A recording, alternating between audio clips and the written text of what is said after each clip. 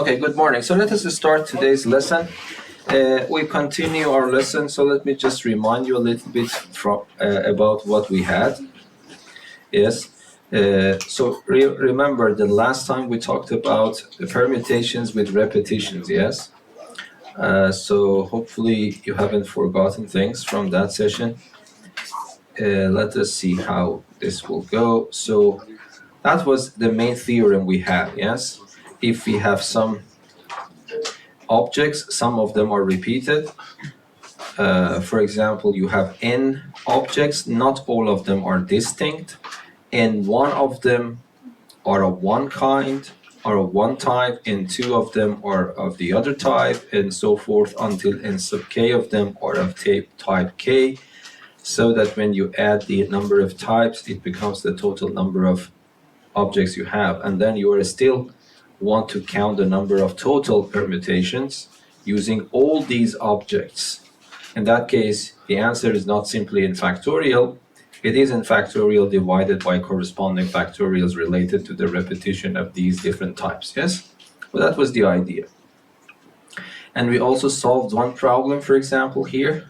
I asked, okay, for example, if you consider the word Mississippi, according to the convention we have, it means that we have I. How many I's am I allowed to use? Exactly by that convention is that I am allowed to use 4 I's and 4 S's, 2 P's, and 1 M. And I ask you how many 11 letter different words one can construct. By the way, it might be I didn't explain that. When I say words, again, that's a convention. It doesn't necessarily mean meaningful words. Even a constraint that you should be able to pronounce it is not considered. And you also know that the order matters, yes? Because if you change the order that letters appear, it might be you have a different word, for example, like listen and silence. So they are using the same letters, but they have a bit different meaning. So I forgot to say that when we say about words, we also care about the order. Okay, so that is implicit in this problem. Okay, that's it. Hopefully you haven't forgotten things. To improve our skills in this topic, I want to give you some examples. So I would say that, okay, you can read the problem and I want you to think a little bit about it yourself. Consider the word institutional. How many 13 letter permutations of the letters of this word do start with a vowel? So let us count how many letters are there. So 1, 2, 3, 4, 5, 6, 7, 8, 9, 10, 11, 12, and 13. Yes, that's exactly 13 letters. And we are interested in writing all 13 letter permutations. If I just stop here, the answer is easy. By the way, let me also see if you remember. If I want to write this word, I would prefer to write it like this. So I would say that institutional, I have S, and then I have T, and then I have another I, and then I have another T, then I have U, then I have another T, then I have I, then I have O, and then N, and then A, and finally L. Yes, so let me see. 1, 2, 3, 4, 5, 6, 7, 8, 9. Yes, that's 13. If I don't give you any constraints, so what's the answer? How many 13 letter permutations are there without this constraint? Yeah, the answer is simple. Yes, you would say 13 factorial, but I is repeated 3 times, so you divide by 3 factorial. N is repeated 2 times, you divide by an extra 2 factorial. S, U, O, A, and L are repeated 1. You can put a bunch of 1 factorials, but it doesn't matter. So let us not to do that. And then I have a 3 factorial for number of T's, yes? So if you do not have any constraint, the number of total 13 letter permutations of the word institutional is this number, yes? But of course, not all of them are starting with a vowel. This time I want to count all of them that are starting with a vowel. So I want to pause recording and wait for you a little bit to see how you solve that problem. Okay, any ideas? Yes? Well, I know this one is partially wrong, but I mean, maybe it's a start. So So like so if we just consider that there are 4 different types of vowel that it can start with, and there's 12 factorial combinations for each is 4 times 12 factorial. The problem is that it doesn't consider duplicates. So so you have to that's the hard part of the problem, yes. Any strategies how to tackle it? Yes? I divided the problem into 2 parts for me at least.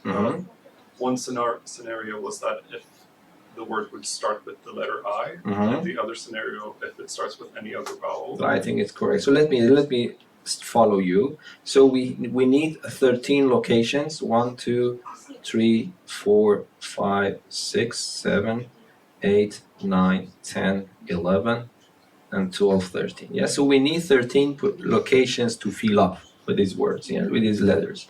So Robert is saying that let us break the problem into 2 different categories. One category is that I put an I here. I put an I here, and then one I is gone, yes? And then this is left for me. How many objects are left? 12. And I arrange them in 12 locations. Or I can start with a letter which is a vowel, but it is not I. I hope that you understand why we have to break this problem, because I's are repeated, yes? So I's, an I here, and U, O, A cannot be treated on the same footing, yes? Because here, if I use one I here, there are still 2 more I's left for me, yes? But if I use U here, there are no U's left. Yes, that is the difference. So we can, yes, I think you are completely right. So now can you count it yourself? So the strategy is that, okay, starting, so let me write starting with an I.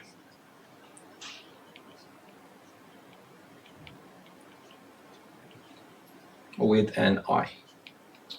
Okay, so how we can count them? So the total number of those starting with an I is, okay, in your head, you can imagine that you put one I here, and then one of these I's are gone. Okay, so what should I do now?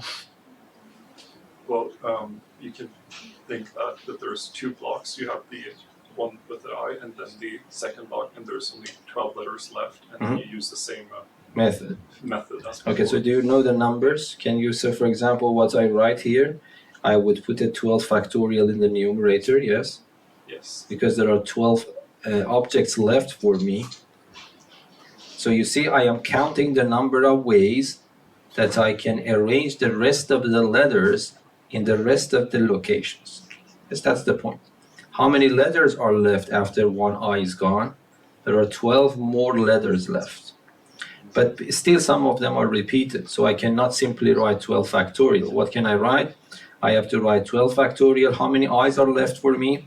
2, so I have to divide by 2 factorial because of that. 2 n's are left, so it is 2 factorial because of that. And then of course 3 t's are left, and then everything else is just repeated once. So that's n1, yes? Okay, now starting with a vowel which is not an I, yes? So starting with a vowel that is not Y, that is not I, that is not an I. Okay, so what does it mean? Then, of course, I want to consider this as N2. But for N2, when I say I is not here, so let me clean this. Now, either A or O or U should be should fill up this first location. So it means that I can, N2 itself can be broken into 2 stages. One stage filling up the first location with one of these letters. How can I do that? I can do it in 3 different ways because I have 3 vowels which are not I. And then I use one of them, and one of them, for example, say U is gone. Okay? Then I am left with 12 letters to fill up the 12 locations, and that is some of them are repeated again, but it is easy, you know. So what is the answer? So I just write another one. So 12 factorial is left. Okay, but say I used u, and then how do you see there are 3 repetitions of t, 2 repetitions of n, and 3 repetitions of I. So it becomes 3 factorial, 2 factorial, 3 factorial. 3 factorial, 2 factorial, 3 factorial. Okay, I intentionally left here empty. What should I put here? It's multiplication, yes? So I hope that you understand that. That's the multiplication. And the final answer is what?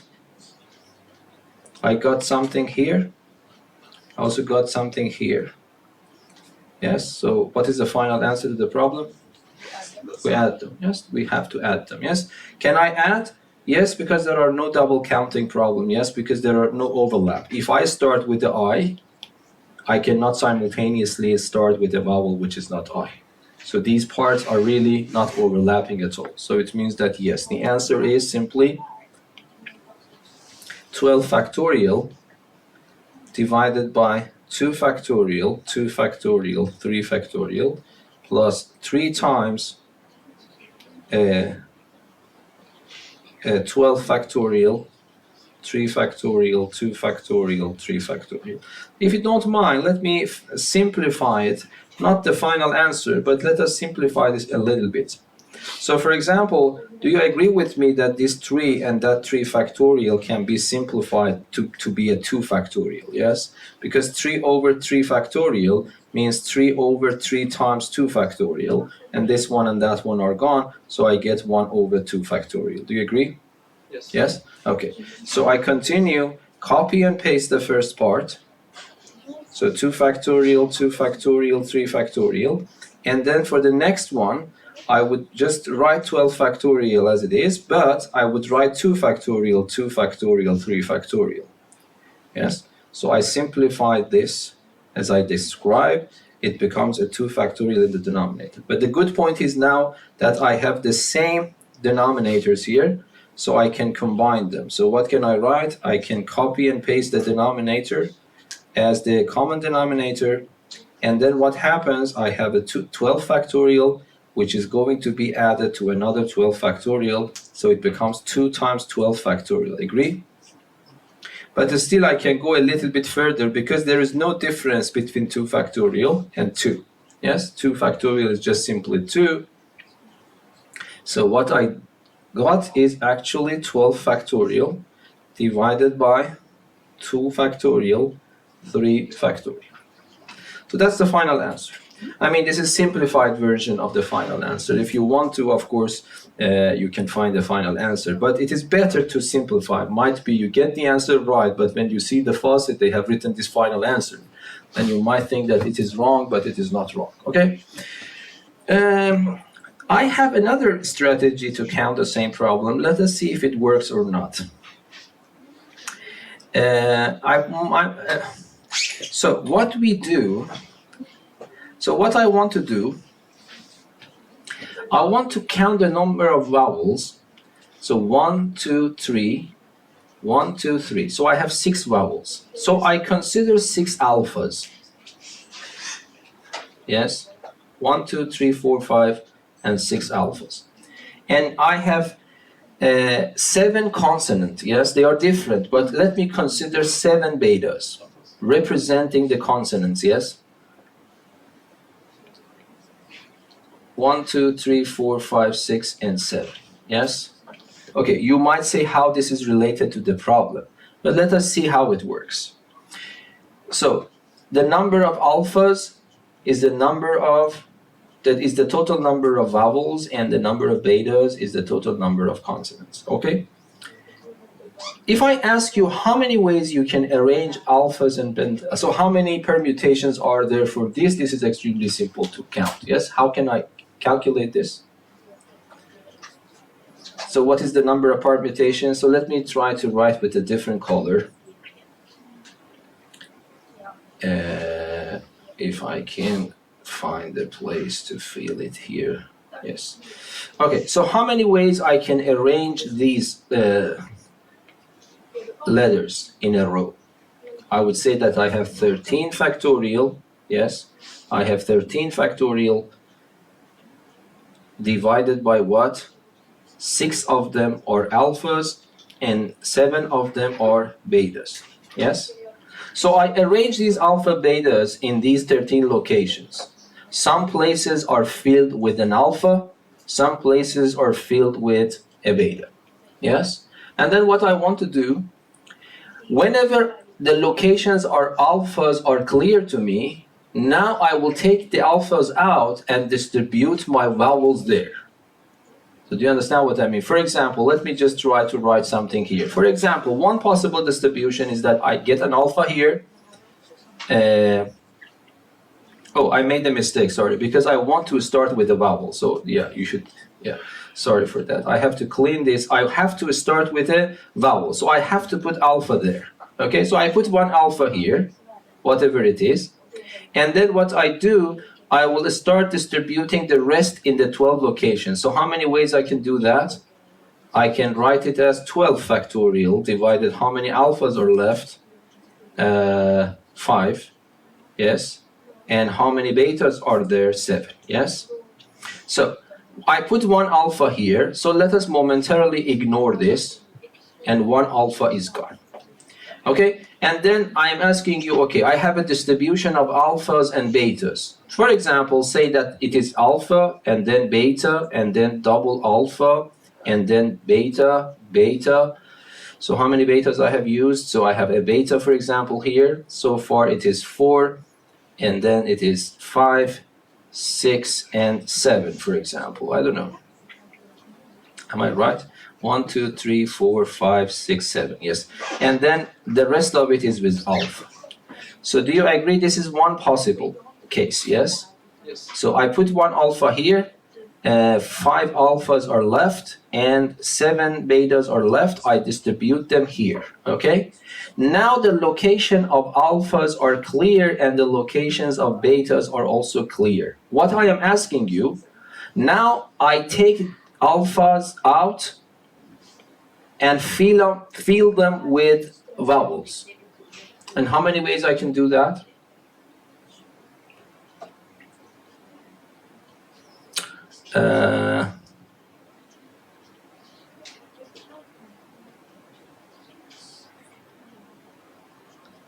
So I put, so in how many ways I can do that? So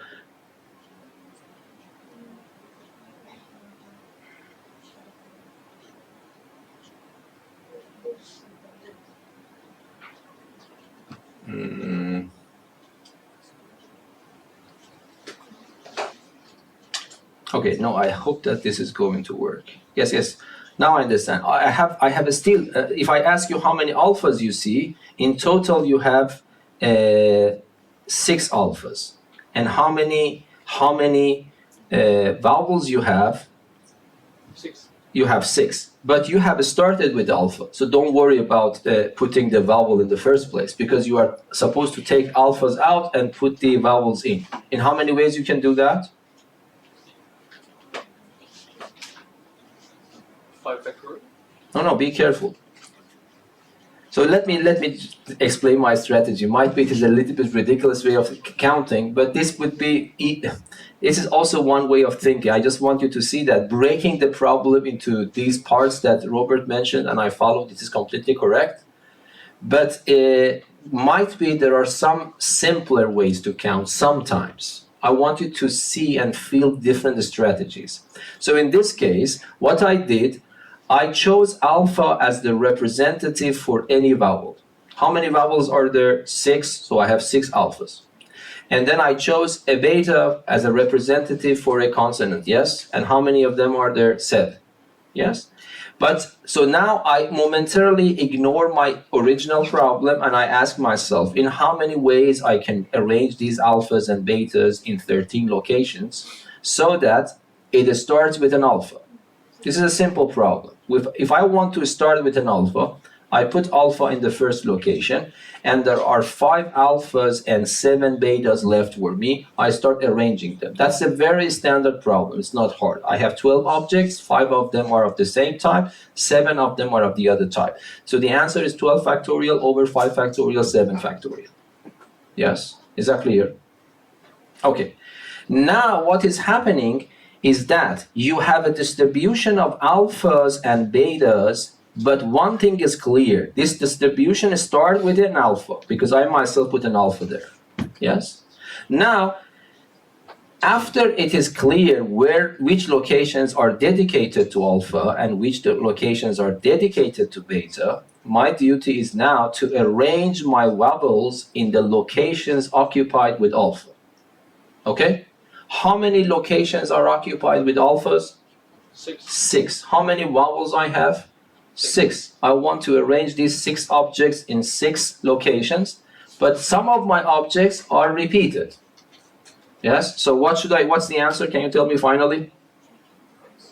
6 factorial is the number of vowels, but some of them are repeated. 3 I's are repeated, and that's it. Nothing, because O, U, and A are not repeated. So that's the answer.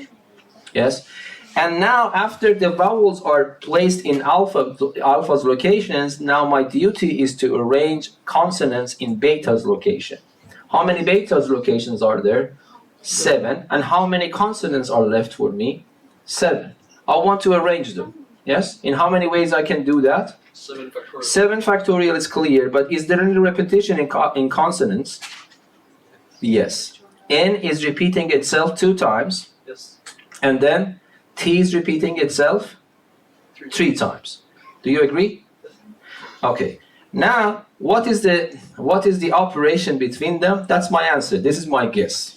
If you fill up the operation here and there, my guess is that this is the answer that we got from the previous one, in a slightly convoluted way.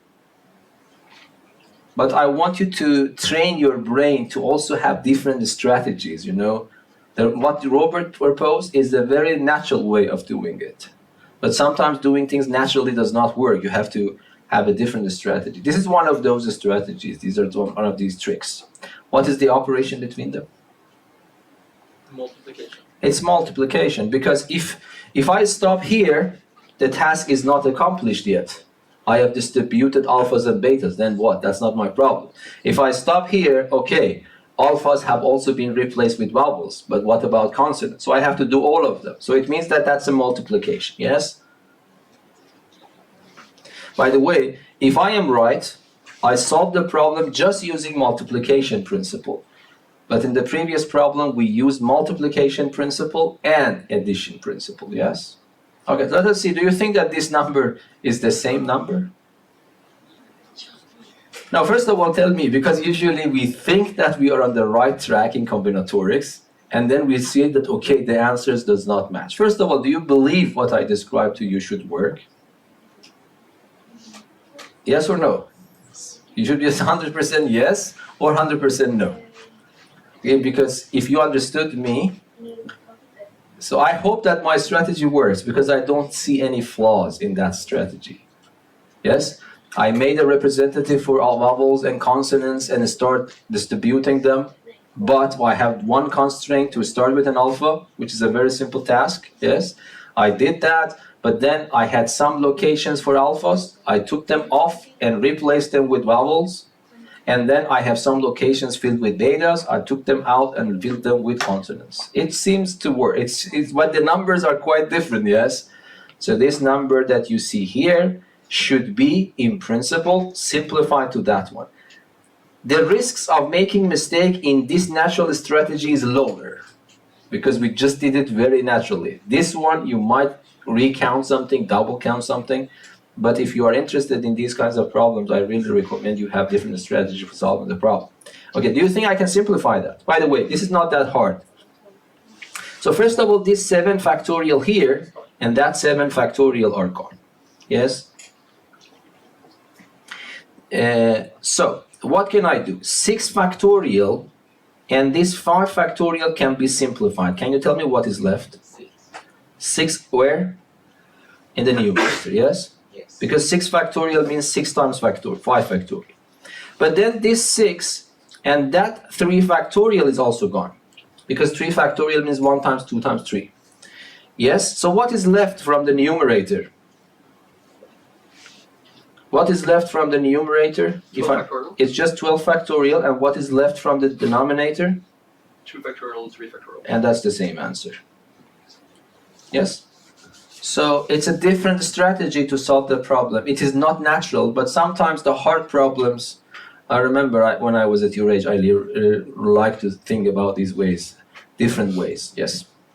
I had another strategy that also worked, but I wonder if it worked by mistake. Yeah? So I figured that we have 6 total vowels, and then the rest of the positions in the word, that there are 12 letters and 12 positions.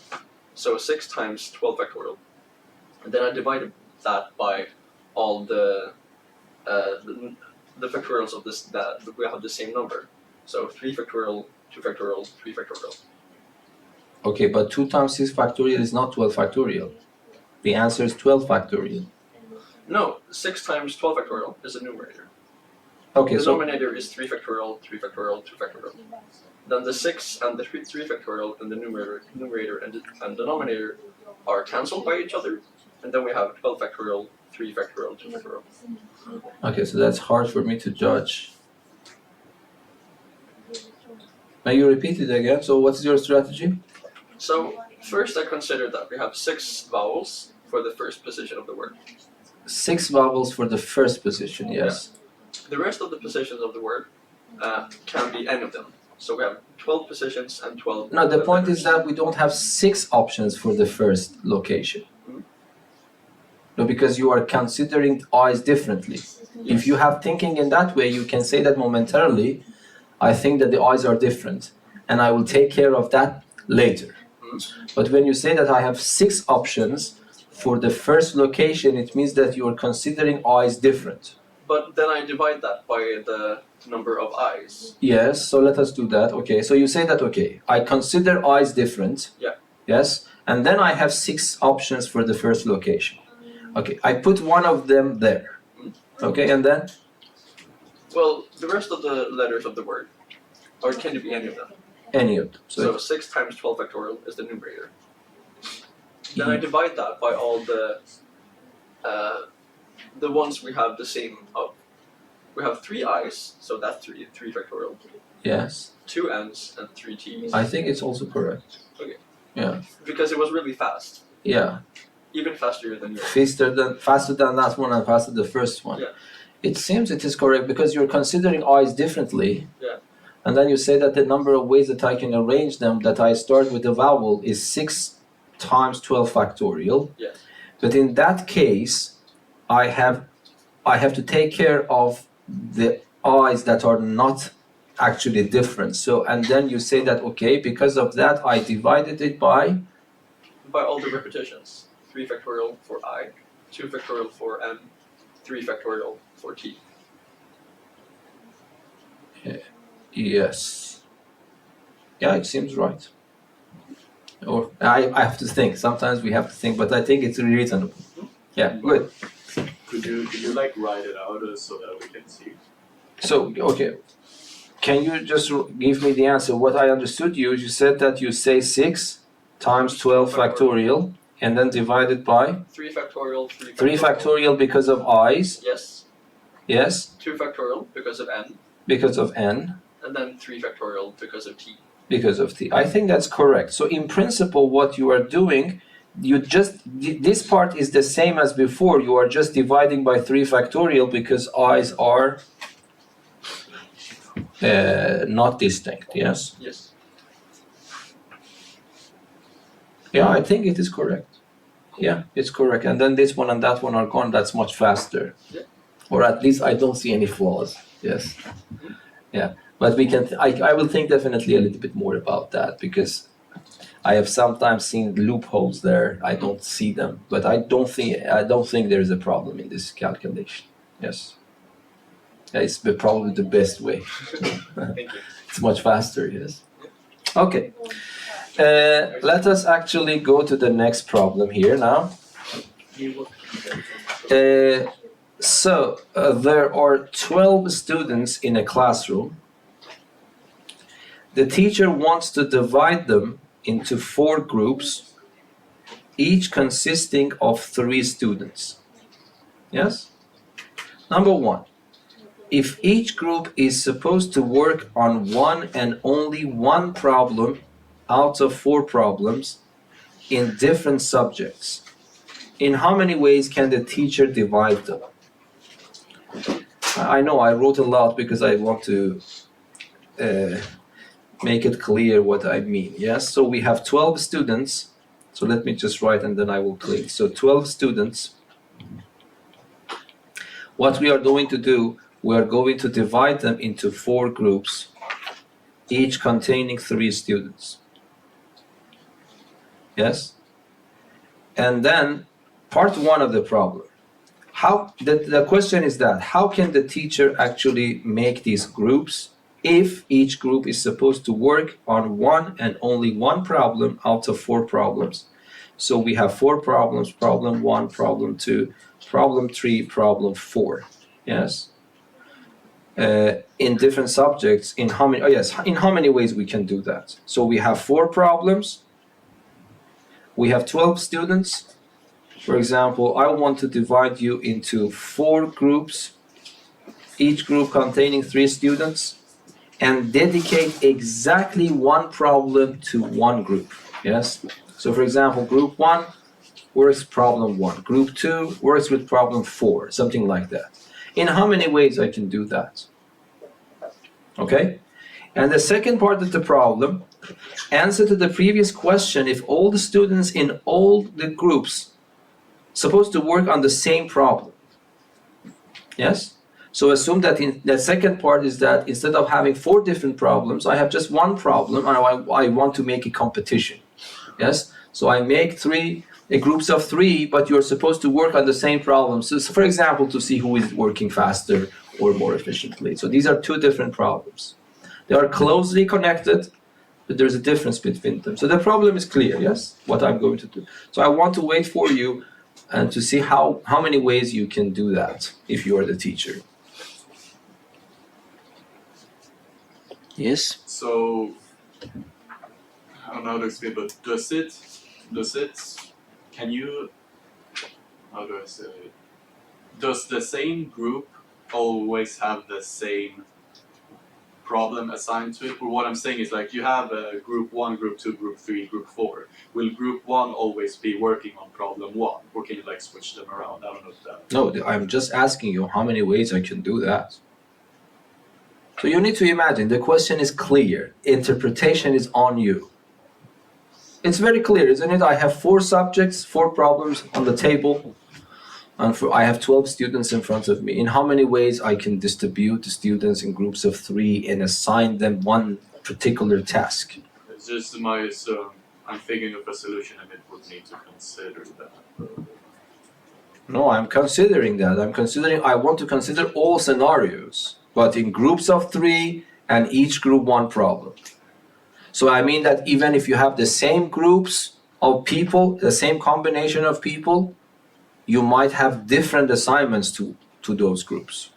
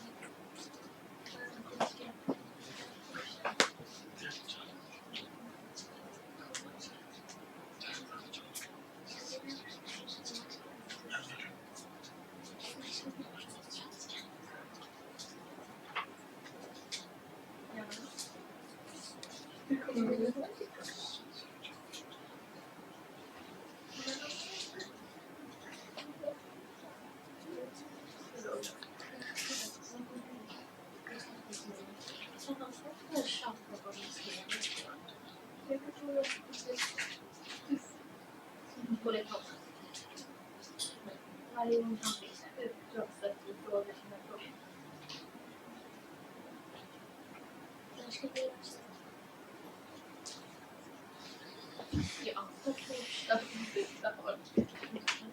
Ja, Gustav, I think your strategy is correct. Yeah, there is no way it's wrong. I wonder if it's a sort of rule then. Pardon? I wonder if it's a sort of rule. No, it's actually the rule of proving the theorem. Yes?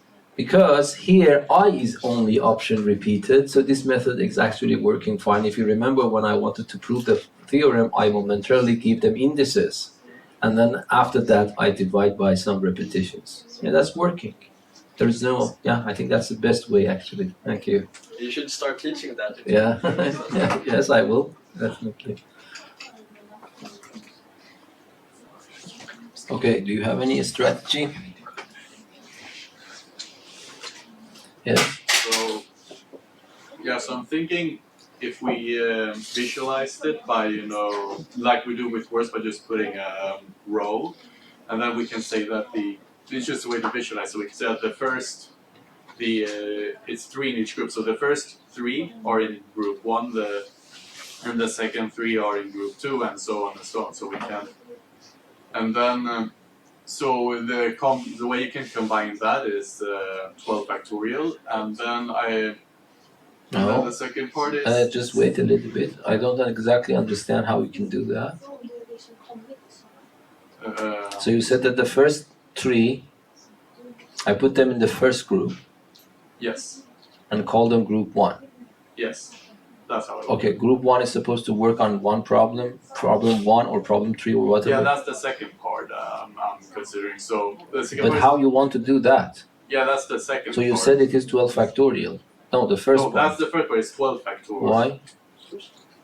Well, because the first part is just how you can combine them into groups, and the second part would be how you can distribute the problems amongst the groups. But I don't know if I misunderstood it. Oh, you mean that you keep them in a row and say that, okay, the first 3 person, so in how many ways I can arrange them in a row? 12 factorial. And then you're saying that the number of ways that I can arrange them in a row is... Oh wait, that wouldn't work because there would be duplicates. So Yeah. it wouldn't work. I realized it's wrong. Yeah. Because then there would be there would be 3 situations where one person is in the same group, so it wouldn't work. So Okay. it's wrong. Any other strategies?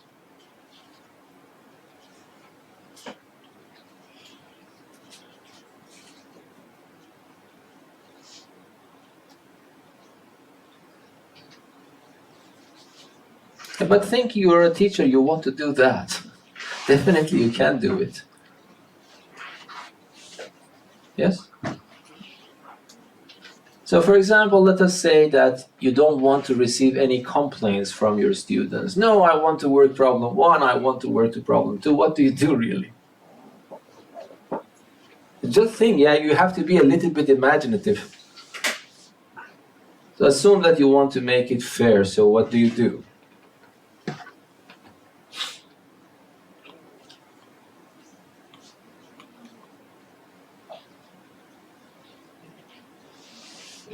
Yes. So let me just start visualizing the problem. So I have 12 students, S1, S2, S3, let us say up to S11, S12.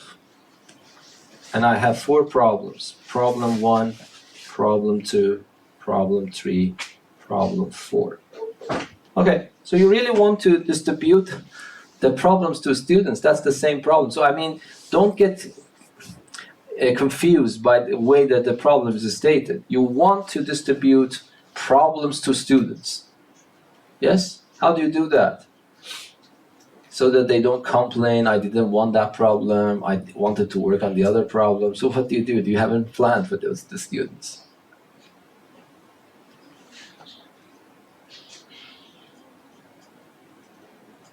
One possible way, what I will probably do, is to make a lottery, yes? So in that way, I will make 3 flashcards or whatever cards and write I want to make them to 4 groups. So each, okay. I will make 3 labels with P1 like flashcards. Yes. And I will do the same thing like flashcard.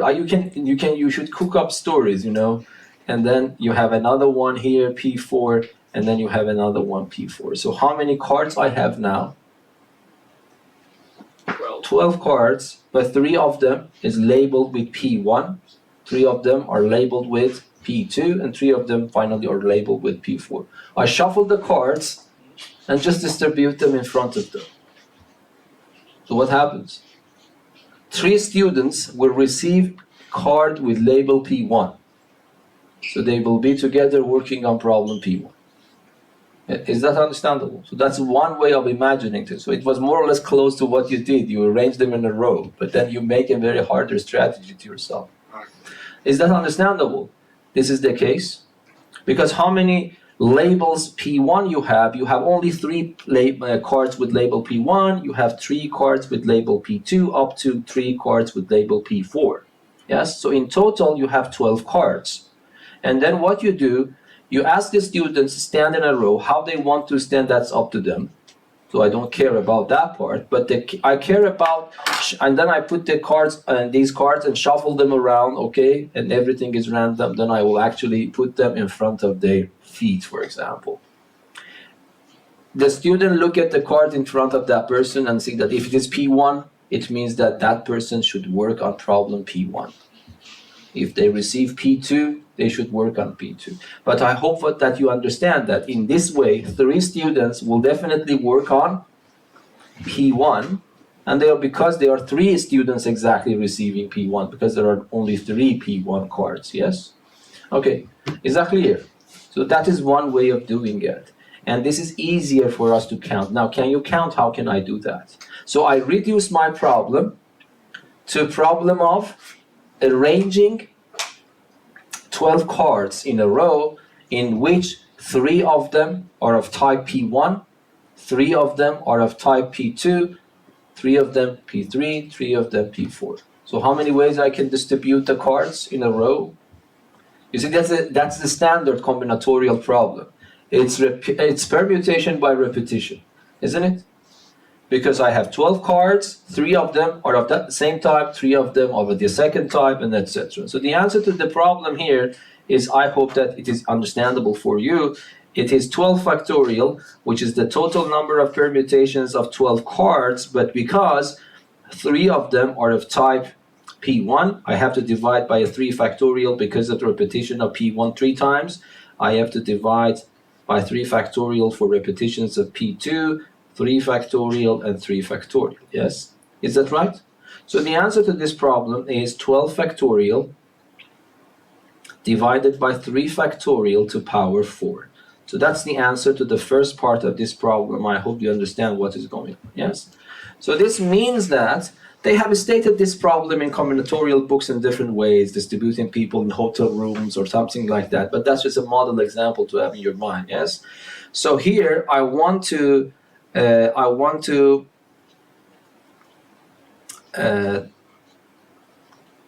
put the students in 4. The groups are different, yes? The groups here are different because one group is supposed to work on problem P1. Another group is supposed to work on problem P2, yes? So it is like that you have 4 different type of hotel rooms. Okay, one is luxury, I don't know, one is single bedded, the other one is a 2-bedded or something like that, so that the rooms are different. And then you have 12 people, you want to put them there so that 3 of them go into one room. So you see that these groups are different because who receives the luxury room is different from who receives the 2-bedroom or a single bedroom or something like that. So whenever you want to distribute, to group a number of objects to distinct groups, this is the way that you can think about it. Yes? Okay, for example, what do you think about this problem? Instead of, Okay, so let me go to the second one, not to confuse you. But what is the difference between the second part of the problem now by the first part of the problem? Here, I do not have 4 problems. I have one single problem, but for some reason I want to have a still group of 3 students work on the same problem to see which group can do it, for example, faster. Then in how many ways I can do this? So I don't want you to start from scratch. I want you to understand how is the connection of the second part to the first part and answer that. Yes? Is it simply 12 factorial over 3 factorial? No. Okay. Why is that? Because you have 4 different problems in the first one. Okay. So that's why you divide by 3 factorial 4 times. But this time you only have 1 problem. So then you... No, but if the strategy completely changes. Okay. You cannot follow the same strategy. What you mean that you want to write 12 cards of P, label P. And then if you want to distribute them in front of them, that's just one way. But you can realize that one way is not the answer, yes? First of all, do you feel the difference between part 1 and part 2? Or not? No. Why not? No. I mean, in reality, don't you feel the difference? In the first scenario, I have to spend more time on designing 4 questions for you, 4 different questions. But in this new situation, I designed just 1 question. So there is only 1 math question out there. And I am asking you the same question. So I mean the physical reality, there is something different. Yes? Yes? Yes? I didn't hear the question. What was the question? The question is the second part. If I have one single problem, I have 12 students still. I want to break them into groups, each group containing 3 students. But I want each group to work exactly on the same problem. There is 1 math problem on the table. I want to still group them and make a competition between them. For example, that's one imaginative story.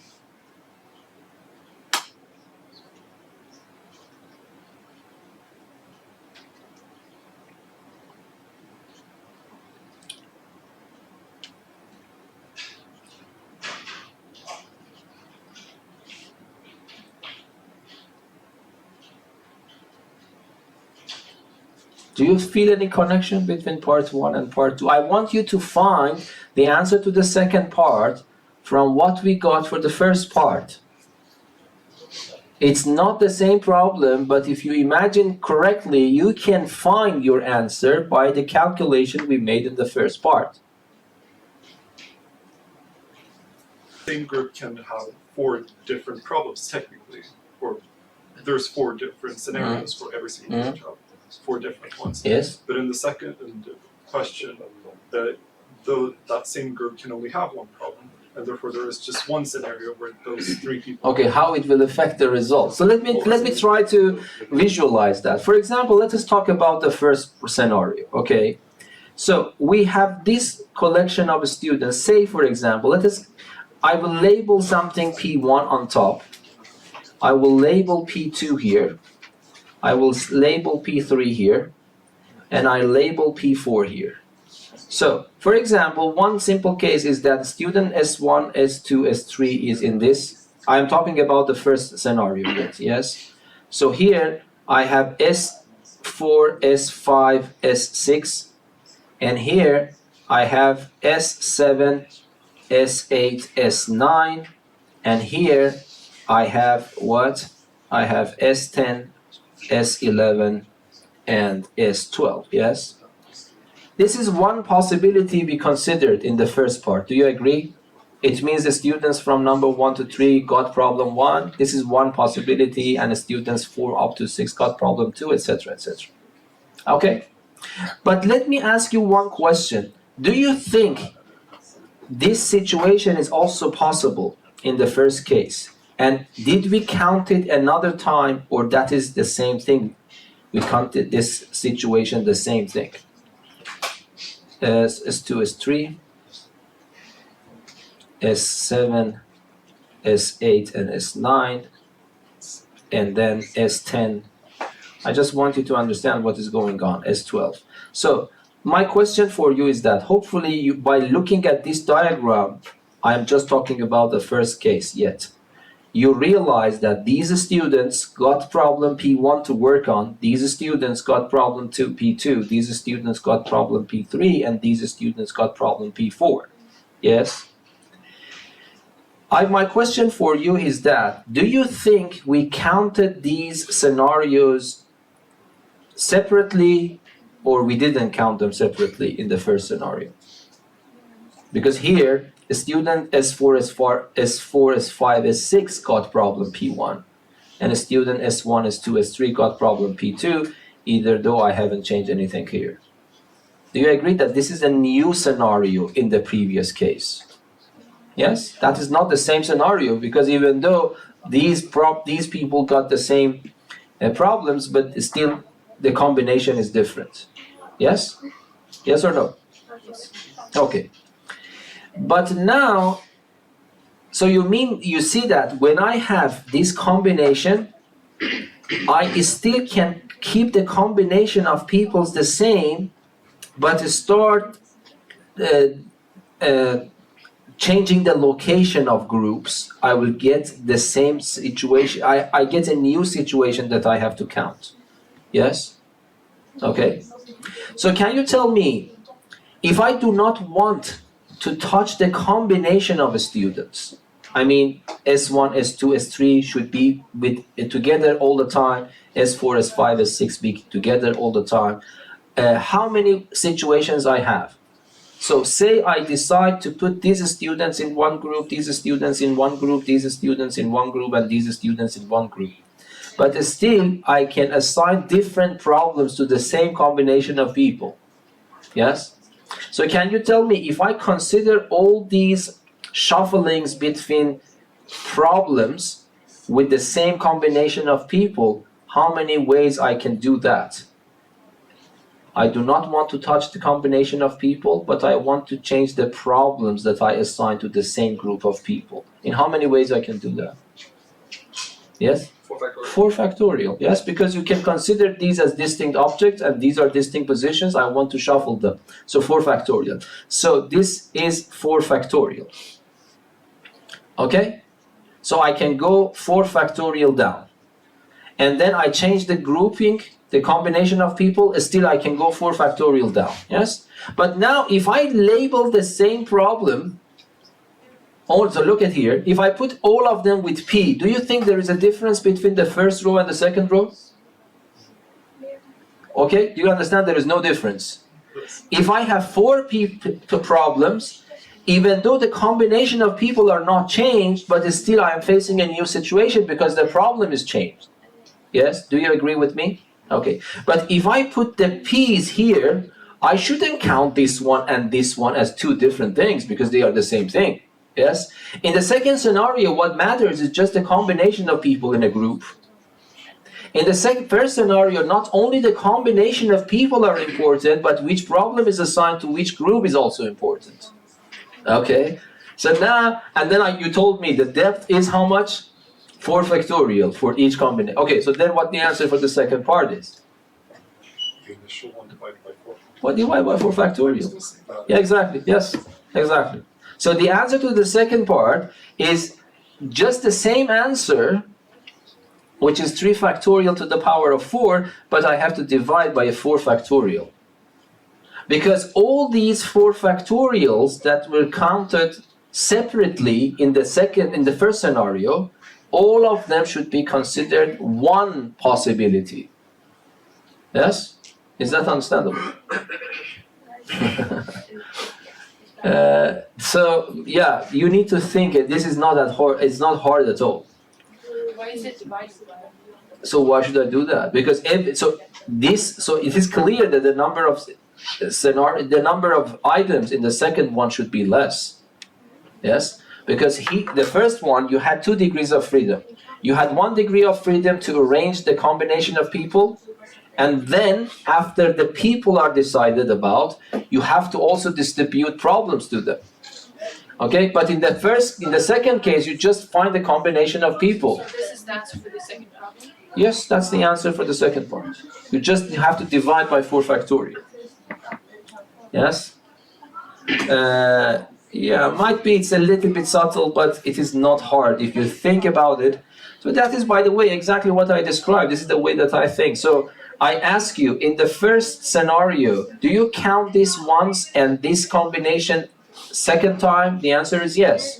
Because even though I didn't touch the combination of people in the groups, I assigned them different problems. So in that case, this item is different from that item in the first scenario. But now look, if I just clean this, everyone just received one problem. So if the problems are there, what is the difference between this row and that row? No difference. So this means that all these separate items that I counted them separately in the first scenario should be counted only once. And then I need to ask, how many of these items, I cannot write all of them, assume that you have the combinations the same and you want to see how many ways you can arrange these combinations, yes? So you can again consider different packages with different labels and then different locations. You want to arrange them. In how many ways you can do that? It's 4 factorial. So you divide by 4 factorial. Yes? It's comparable to this. For example, you go to London, and of course, if they want to keep everything fair, they have to book the same type of room for everyone. Yes? So in that case, you have to divide. You have less options. Yes? Is that clear? Something like that. Okay, so if you don't mind, let me stop here. I do not start the lesson because also many people are absent. But I think now you understand. Some of them, I don't know how many of these problems are in the book, but I think grouping is also somehow in the problems in the book. Any questions? Yeah, this topic is a little bit tricky, but I think it's also nice. So, okay, thank you. I will stop here. And by the way, I also put the notes. I don't know, have you seen that? So these are PDF files, so I can put them there. And if you don't have patience to review the video, now you can just look at the notes and just fast forward there that you don't understand. So that's also one possibility. Thank you.